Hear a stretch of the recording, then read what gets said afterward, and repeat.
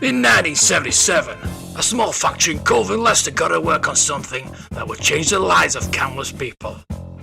Little did they realise that people were still caring enough 40 years later to sit and listen to a guy waffle on about that product. This is the Star Wars Toy Podcast. Hello there, and welcome back to the Star Wars Toy Podcast.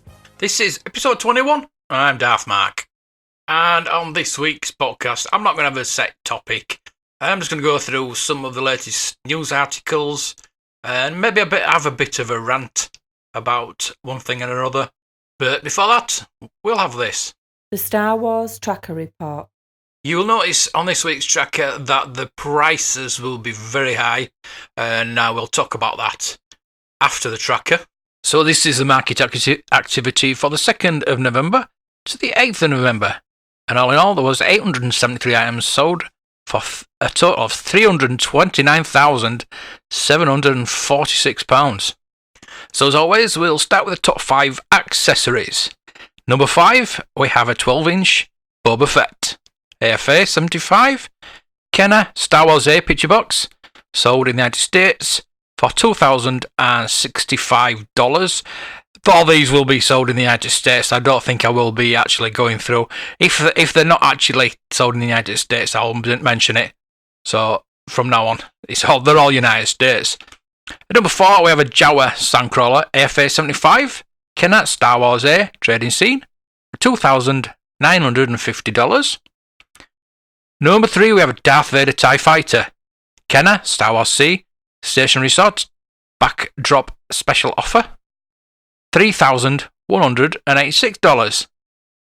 At number 2, we have a Death Star Space Station, American version obviously, Kenner, AFA 85 Star Wars A multi-level plastic playset, went for $5,546. But at number 1, we have a Sonic-controlled land speeder. We don't see many of these. AFA 85, Kenner, Star Wars A, action shot with remote control. $18,950. I told you these were high. Just wait till we get to the mock figures. So into the loose figures now. Top 5 loose figures. At number 5, we have Imperial TIE Fighter Pilot, AFA 75, Kenner, sold for $811. Number 4, Vinyl Cape Jawa, UKG 80, Kenner, sold in the United Kingdom for £1,000. At number 3, Luke Skywalker Fanboy, DT Saber, AFA 85, Kenner, sold in Spain for £1,373.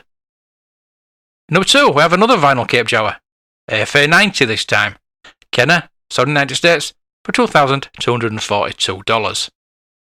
But at number 1, we have an AFA 75 Boba Fett, a Lily Ledy version this time, sold in the United States for $2,856. So we go with the top 5 mock figures and get ready for this one. At number 5, we have Vinyl Cape Jawa.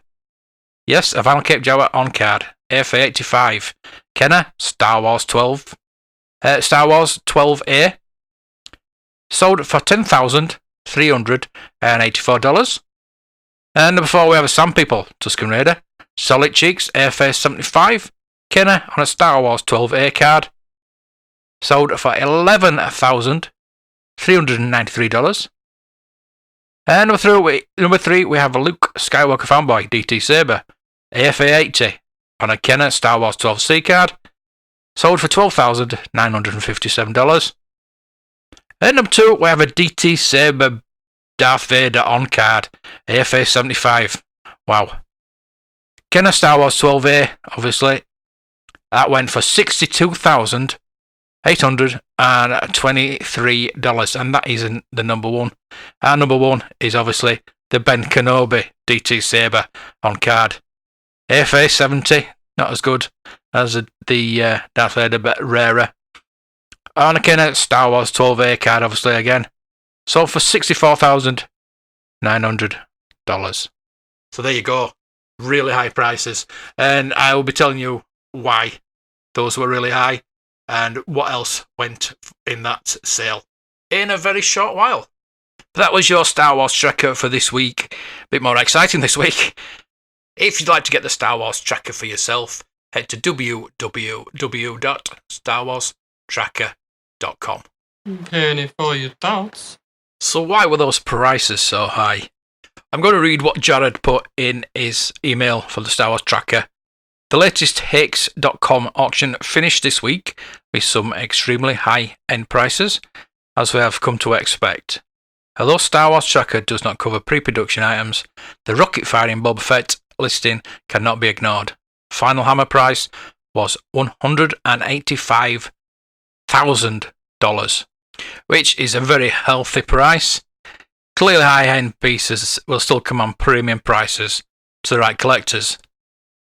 As far as production pieces go, the auction contained a set of 3 Ben, Darth, Luke carded double telescoping lightsaber figures, and which is always a spectacle, although slightly lower grades than what we've seen in recent times. These items are still exceptionally rare to the public market, and prices in any condition are just always welcome. Site for reference. I've told you what the prices were, but we'll go through them again. Ben finished at $64,000 and Darth at $62,000. Beside these highlights, there was countless numbers of great items this time around, and it's well worth to look over. So I'm just going to go through a list of some of the items that was in this sale. There's some amazing items. Obviously, all vintage toys. Well, it wasn't all vintage toys. There were a lot of vintage everything. World War II stuff and Civil War stuff and some really amazing things. But also with a Star Wars toy podcast, I mean, the Battlestar Galactica toys, there's Mego, there's Star Trek, there's Lost in Space, all sorts, Transformers, He-Man. So the list actually starts with the rocket-firing Boba Fett, which was an AFA-85J slot. It was the record total for any kind of toy ever. So they're just going to go. They're going to be $1 million, $1 million sold these. So you've got things like early bird display stand mailer kits, a couple of those, baggies, 12-foot figures, including some people, Ben Kenobi, 3 vinyl cape Jawas, countless graded figures, even Lily Leddy loose action figures, Boba Fett with removable rocket AFA 85, Lily Leddy loose action figure Boba Fett AFA 75. Greedo photo sample, first shot action figure Greedo, first shot Walrus Man, first shot Hammerhead, Snaggletooth. Really, some unbelievable things. I'd just love to see these, let alone, own them. Hundreds of figures, all graded. Even the play sets graded. I don't like grading, but for things like this, yeah, maybe. It's just the loose ones I just don't like having graded. Inflatable lightsabers. Wow.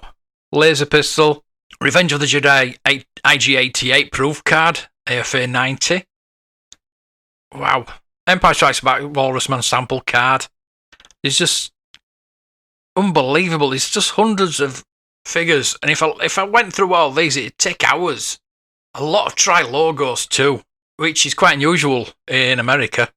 Display stands, self-talkers, uncut logo sheets, Han Solo mock-up card transparency, movie cassette, colour show, destroy the Death Star boxed pair, NPC sealed box movie trio, the Empire Strikes Back action display stand prototype, and 6 figures in box. Wow, how rare's that? A lot of action figure double packs, and even a Tauntaun solid belly and Hoth Wampa boxed pair. Never seen that before. Star Wars The Empire Strikes Back personal deployment transport special offer. Not heard of that one. Empire Strikes Back and Return of the Jedi accessories sealed box trio. A sealed Dagobah playset went for $413. Slightly cheaper than the guy that's tried to sell me one on eBay. A lot of Sigma, a lot of posters, some press kits, all sorts really. And if you're interested in looking at that list, go to Hakes.com. I will put a link in the show notes and just look up the latest auction. So what do you think about these people? They're spending silly money. I mean, I know if I'd had that kind of money, I'd be buying things like that. Something really unusual. I'd love something really unusual. I mean, I think the most unusual thing I've got is the Meccano Ben Kenobi. I do think the gap is getting wider. The vintage is becoming more expensive. And apart from Black Series, nobody's buying modern. I actually watched a video today about a guy going around the shops or stores in America, and the stacks and stacks, and not just Star Wars, of all Disney products. So is it Disney's fault? Is it Disney's overstretching of the products? I know when I went into the Disney store to look at the Rise of Skywalker new things, it was supposed to be Triple Force Friday, as they called it, and I was getting Frozen 2 items pushed on me. So they bought the 2 items out on the same day, which was quite ridiculous. I don't want to bring gender into it because it's a non-topic for me, but would they try to push Frozen 2 or Frozen products on a boy the way they seem to have done with Star Wars? Don't get me wrong, I'm not talking about the movies. I love the women characters in Star Wars. I don't want that trend to continue. But historically, the girl figures in Star Wars have never sold well. Yes, you really only had Princess Leia and the vintage line. And I can't remember ever owning a vintage Leia. I might have had the Hoth Leia, and that's about it. Oh, and the Bouche, of course. But that could be used as another bounty hunter. I think the reason we're seeing so many Reys, well, apart from there being too many of them anyway, too many different versions of her, which are all more or less the same. We're still stuck with Jins, Roses, Kiras. Yes, we're stuck with male characters as well, but the majority of the characters that are left over are the female characters. Boys who are buying these Star Wars figures, if they are still buying them, or the dads are buying them for them, they're not going to be getting the girl figures because little boys don't want to play with the female characters. Simple as that. The only female character that's really booked the trend is Ahsoka. But then again, there's not been a lot of Ahsokas. You've got one Black Series and one Vintage collection, I do believe. Or you got 3/4 one as well. But even that 2-pack was left on the shelf. Darth Vader and Ahsoka. 2-pack left on the shelf. So maybe Disney less is more. Remember back in the 90s when you didn't have enough Buzz Lightyears to sell? People went crazy.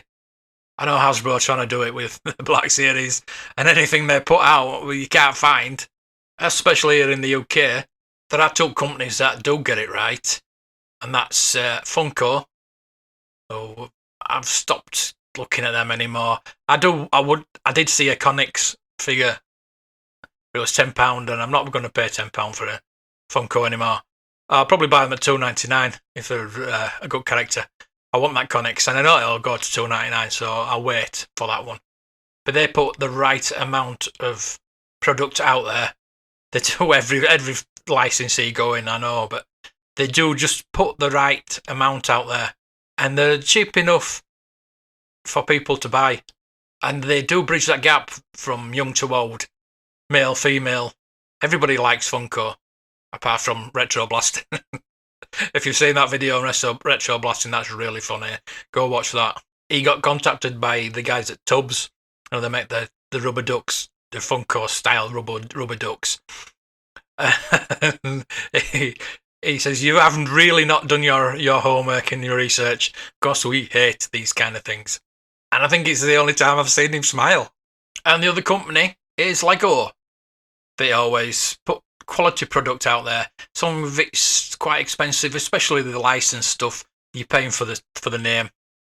I mean, a regular set of Lego will cost you about £10. Whereas a Star Wars, Marvel, whatever, it'll cost you double because you're paying for the name, because they've paid for the license. Now, whereas you see Lego all over the place, everywhere you go is Lego, and there's plenty of it, but they do tend to keep it for so long and retire it. So collectors are collecting it, keeping it in box, and keeping it safe. But there again, that it's for young and old, male, female. Everybody loves Lego. So maybe it's time to give one of these companies a license for Star Wars to create the figures. Hasbro hasn't come forward, or Lucasfilm or Disney as to when this new contract will be signed. Hasbro's contract is up in 2020, and we've had no news as yet. Could Mattel take over the license? I doubt it. Doubt it really. But what I think is going to happen is Disney's going to buy Hasbro, or Disney's going to just do their own figures. Which again is going to be a shame because I think we'll lose quality on the figures. I mean, look at the toy box figures. They're cute, yeah. But the kids want playability, and us adults want collectability and excellent sculpts that Hasbro have started to do now. They brought in the technology to do the photorealistic sculpts. I think they must have got somebody in from Figure Arts because their sculpts were, and still are, amazing. But Hasbro's got to that level now.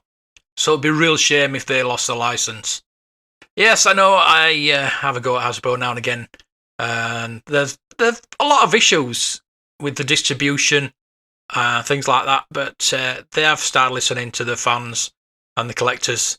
But it's pretty telling to me that they're not doing the fan vote this year. Because as we know, it takes a year for them to develop a character, a figure, and they may not be around in a year's time, so they haven't bothered with the fan vote. That's just my opinion anyway. Somebody once told me the world is gonna throw me. I ain't the sharpest tool. As I'm sure you're aware of, because you're listening to a Star Wars toy podcast, The Mandalorian started this week over in America. I did get to watch it. I'm not going to tell you how, but I did get to watch it. I'm not going to spoil it or anything like that, because that's already been spoiled everywhere else, but I'm not going to be one to do that. Anyway, this is a toy podcast, so I'm not going to review it or anything like that. But the little character at the end of the episode really needs to be a toy as soon as possible. Something else has been spoiled about The Mandalorian, and I'm going to read you this article about it now. Fans are in for a major treat with the debut of Star Wars The Mandalorian, set to premiere alongside the launch of the Disney Plus streaming service in just a few days. The show will not only be the first live-action series in the franchise, well, that's not including the holiday special, but will help fill out the mysterious era between the end of Return of the Jedi and The Force Awakens. And while it will help show the rise of the First Order and how the fascist regime comes to power, I don't think it will, but never mind. The series will feature all new characters, including the titular Mandalorian, a mysterious bounty hunter played by Pedro Pascal, but that might not be the only armoured warrior making their way in the series. A new action figure from Hasbro The Black Series features someone described as a heavy infantry Mandalorian. I think it's just going to be the Mandalorian in heavy armour. That's what I think it is. A bigger character than Pascal's with a lot more powerful weaponry, but I think it is going to be Pascal's character in different armour. That's what I think that will be. Maybe not, I might be wrong. We got just a hint of another Mandalorian character appearing in the series thanks to the latest TV spot, sporting a different helmet from the main character, but it's unclear if the heavy infantry unit is the same. Mandalorians themselves are very enigmatic in Star Wars lore, mostly appearing in the Clone Wars and the Rebels animated series that were written by the Mandalorian's director, Dave Filoni. The most prominent character in the shows was Sabine Wren, a former Mandalorian warrior, who became a fan favourite on Star Wars Rebels and helped unite warring clans on the home planet by securing the Dark Saber. Also, the Mandalorian showrunner, Jon Favreau, provided the voice of Pre Vizsla on Star Wars Clone Wars, marking the first time he'd worked with Filoni. Of course, the most famous Mandalorian in the canon are Boba Fett and his father Jango Fett. Though there are discrepancies in their heritage, some canon stories say that Jango is not Mandalorian, but instead killed one of their warriors and took their armour. In turn, Boba took his father's garments after Mace Windu killed him and the Battle of Geonosis, kicking off the Clone Wars. There are a lot of questions about the Mandalorian's identity and whether or not the show will explore the culture previously shown in Clone Wars and Rebels, but we'll start to learn the answers to these questions when Star Wars The Mandalorian premieres alongside the launch of Disney Plus on November the 12th, or March 31st here in the UK, unfortunately. So I'm not going to review Mandalorian. Like I said, this is a toy podcast. I'm not going to ever divert from toys and talk about episode 9 when it comes out. Maybe I'll talk a bit about it, but I'll never spoil anything. It's never going to be a spoiler podcast. Unless there's like little leaks from Lego, things like that you usually get from toys. You'll see anyway. But what I'm going to do next is I'm going to review a book that has just come out. And it's Star Wars Resistance Reborn. And this is a first for me because I've never reviewed a book. Not on the podcast anyway. So Resistance Reborn by Rebecca Roanhorse. This came out a couple of weeks back now. I've had a chance to read it. Well, I listened to it on Audible, to be honest with you. To be transparent with you. And it's narrated by Mark Thompson, what I love to listen to anyway. This book actually bridges a gap between The Last Jedi and The Rise of Skywalker. I'm not sure how close it is to The Rise of Skywalker, but it's pretty much very close to the end of The Last Jedi. We find the Resistance trying to find a few ships and a few friends to fly them. Where we get Wedge. Yes, Wedge is back. A good thing about it bridges Chuck Wendig's books. Brings back Snap, obviously. And it brings his mum that we've last heard about in the Aftermath trilogy. It also brings in Iden Verso's daughter as a character as well, from Battlefront 2. So it really truly is a multimedia book. It is an interesting read, I'll listen to. It's not essential. You don't learn anything new, well, apart from that Finn and Rose are an item. So that leads me to the thought that he's either going to get with Poe or he's going to die in episode 9. Which is really unfortunate because he's a really underused character. I think they're all underused characters in this trilogy, as the characters have never been fleshed out. The Empire Strikes Back fleshed out Han, Leia, and Luke, while introducing new characters. I think too many new characters have been brought into this trilogy, and we're getting a few more in episode 9. I mean, Maz is in this book, and unless she's going to turn out to be something very essential to the Resistance or the universe in episode 9, I just don't know why we've had her, to be honest with you. But I'm guessing we won't find out a lot about her in episode 9. A lot of plot points need sewing up. In the original trilogy, everything was sewn up nicely. It wasn't very complicated. And in the prequel trilogy, we've got too many questions still hanging out there. Who's Cypher Dyas? Was it meant to be Sidious? I know we've had a Cypher Dyas character since then, so it wasn't Sidious, but that's too close for me. I'm sure it was supposed to be Sidious. Darth Sidious that got the clone army. But I'm waffling on, so I'll digress. This book is a great time waster. It's Star Wars, so have a listen. So there you go, my first book review. The next book I'm reading currently is I Am C-3PO, and I must tell you, it is fantastic.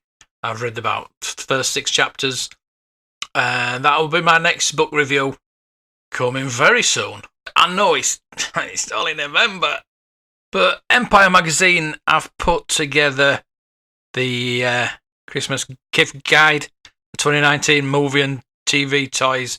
Now, I'm not going to go through all of them, obviously. This is a Star Wars toy podcast, so I'm just going to go through the Star Wars toys. So first up, we have the Rise of Skywalker Interactive Dio Droid. BB-8 already stole your heart and all your money. Now, make way for the well-balanced, cone-headed Dio. Give the Rise of Skywalker's new droid a home with the interactive model, complete with self-balancing wheel, sound effects, and moving head and antennas. It's packed with different play modes, including follow, chase, and high alert alarm. I think these are around about £140. They will come down in price, obviously. Next up, we have the Lego Millennium Falcon Rise of Skywalker Edition, £120. It's not just this stock Corellian YT-1300 freighter starship. This is a legendary Millennium Falcon. Given a new edition for the upcoming episode 9, which means you get to Mr. Lando Calrissian in the cockpit this time around. The interior is fully decked out and it's battle ready with spring-loaded swivel cannons and a few crew of minifigures including Chewie, Finn, R2 and 3PO. And you also get that old dish back. Next up we have the Mandalorian Incinerator Stormtrooper helmet with voice changer, £95. I've only just got the Red 5 helmet, which I'm really desperate to get hold of. But we're getting a Mandalorian Stormtrooper helmet. Okay, so we can't officially watch The Mandalorian in the UK until March next year, but we can get all the toys and make our own versions before Disney Plus launches here. This is impeccably detailed Incinerator Stormtrooper helmet from Hasbro's Black Series. Will add some serious fire to any Star Wars collection. Next up, Dark Rey Funko Pop, £10.99. Has Rey truly gone to the dark side? We'll have to wait till episode 9 to find out for sure. I doubt it very much. This shocking new look for the sequels trilogy Jedi Heroes debuted at D23 special look trailer, and it's sure to be an iconic visual for the rise of Skywalker. I know I said I wasn't going to mention anything else, but one thing in the list that is something I really want is the Stranger Things Robin's Funko Pop. So if anybody wants to buy me anything for Christmas, there you go. Next up, we have the Star Wars Lego 80 ST Raider vehicle set with firing shooters from the Mandalorian collection, priced at £50. This set recreates the rugged 80 ST from the Mandalorian in fully fledged square blocked greatness. I've actually got with this myself. I built it and it's on the YouTube channel if you want to take a look at that. Next we have the Star Wars The Black Series Kylo Ren's Force FX lightsaber for £200. For anyone serious about the lightsaber collection, this premium edition of Kylo's modified weapon, complete with crackling red crossguard, is worthy addition. With built-in light and sound effects, it's ready for both careful play and display. Next is Lego Star Wars Boost Droid Commander at £135. What's better than building your own Lego droid model? Putting one together, you can actually control afterwards.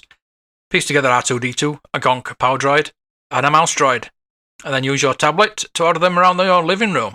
And finally, another Lego Star Wars, but this is the Imperial Star Destroyer. We talked about this before, the Ultimate Collector's Series at £650. No messing around here, this Lego recreation of the Empire's signature battleship is purely for the brick hardcore. Yes, it's pricey, but if you're up for epic construction challenge, this kit consists of over 4,700 pieces, with a finished build around 1 metre long and 2 feet wide. Thankfully it comes with a display stand to keep it upright. Whatever you do, just don't knock it over. So I hope you enjoyed that rundown of Empire's top Christmas toys. There were a number of other Marvel, other film, TV related toys, but we're a Star Wars toy podcast, so I'll just talk about Star Wars. Well, that'll just about do it this week. I hope you enjoyed it. I hope you'll come back next week. I think I'm going to be having a guest on next week.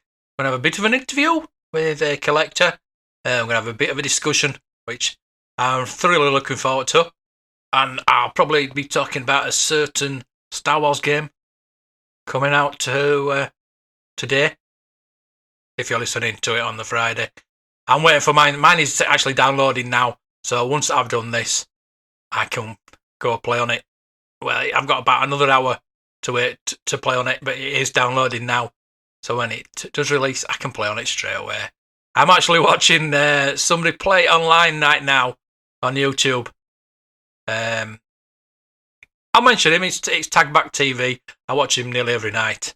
I'll give a bit of love to him. He does Red Dead Redemption videos, but he's doing the Star Wars video right now. I'm watching it now as I'm recording. And it's just started, so I'm going to go start watching that until mine downloads. So check out Tagback TV on YouTube.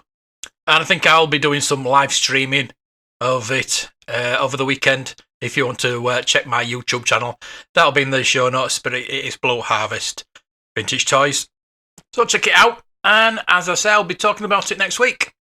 So until then, may the toys be with you. Just one more round, friend, then homeward bound, friend. Don't forget me in your dreams. Just one more song, friend, and then so long, friend. The nights get shorter, it seems. Just one more rhyme, friend. Yes, it's a crime, friend. But you know time, friend. Time can fly. So it's good night, friend. Good night, but not goodbye.